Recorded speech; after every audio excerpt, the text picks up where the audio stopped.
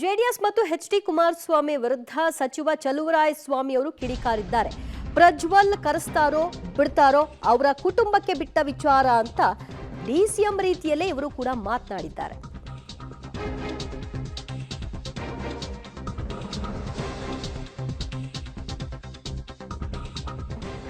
ಪ್ರಜ್ವಲ್ ಕರೆಸ್ತಾರೋ ಬಿಡ್ತಾರೋ ಅದು ಅವರ ಕುಟುಂಬಕ್ಕೆ ಬಿಟ್ಟ ವಿಚಾರ. ಕುಮಾರಸ್ವಾಮಿ ಕುಟುಂಬಕ್ಕೆ ದೇವರು ಒಳ್ಳೇದ್ ಮಾಡ್ಲಿ. ಜೆಡಿಎಸ್ನವರು ಪ್ರಜ್ವಲ್ ಸಮರ್ಥಿಸಿಕೊಳ್ಳಲು ಈಗ ಮುಂದಾಗಿರೋದು ಸ್ಪಷ್ಟವಾಗಿ ಕಾಣಿಸ್ತಾ ಇದೆ.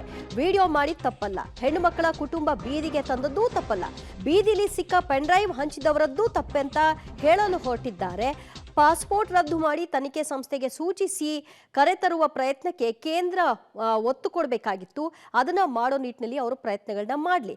ಈ ಜೆಡಿಎಸ್ ಮತ್ತು ಬಿಜೆಪಿ ಮುಂದಾಕೊಂಡು ಎಲ್ಲಾ ರೀತಿಯಲ್ಲೂ ಕೂಡ ಪ್ರಜ್ವಲ್ನ ಸೇಫ್ ಮಾಡೋ ನಿಟ್ಟಿನಲ್ಲಿ ಹೋಗ್ತಾ ಇರೋ ರೀತಿ ಕಾಣಿಸ್ತಿದೆ ಅಂತ ಚಲುವರಾಯಸ್ವಾಮಿ ವಾಗ್ದಾಳಿ ನಡೆಸಿದ್ದಾರೆ. ನಾನು ಅದ್ರ ಬಗ್ಗೆ ಮಾತಾಡೋದು ಬೇಡ ಅಂತ ತೀರ್ಮಾನ ತಗೊಂಡಿದ್ದೀನಿ. ಯಾಕೆ ಅಂದರೆ ಅದನ್ನು ಬೆಂಬಲಿಸೋರು ಹೆಚ್ಚಾದ್ರಿಂದ ಅದ್ರ ಬಗ್ಗೆ ನಾವು ಮಾತಾಡೋದು ಸೂಕ್ತ ಅಲ್ಲ. ಇದು ಮಾಡಿರೋದು ಸರಿ ಅಂತಲೋ ಡಿಪೆಂಡ್ ಮಾಡ್ಕೊಳತಕ್ಕಂಥದ್ದಕ್ಕೂ ಜನತಾದಳದಲ್ಲಿ ಭಾಳಷ್ಟು ಜನ ಮುಂದಾಗಿರೋದ್ರಿಂದ ಇದ್ರ ಬಗ್ಗೆ ಮಾತನಾಡೋದು ನನಗೇನೋ ಅದು ನನಗೆ ಗೌರವ ಅಂತ ಅನ್ನಿಸ್ತಾ ಇಲ್ಲ. ಅದು ಅವ್ರಿಗೆ ಬಿಟ್ಟು ವಿಚಾರ.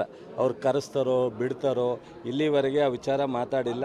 ಈಗ ನಿನ್ನೆ ನಾನು ನೋಡಿದೆ ನಾನು ಅದ್ರ ಬಗ್ಗೆ ಮಾತಾಡೋದು ಬೇಡ ಅಂತ ತೀರ್ಮಾನ ತಗೊಂಡಿದ್ದೀನಿ.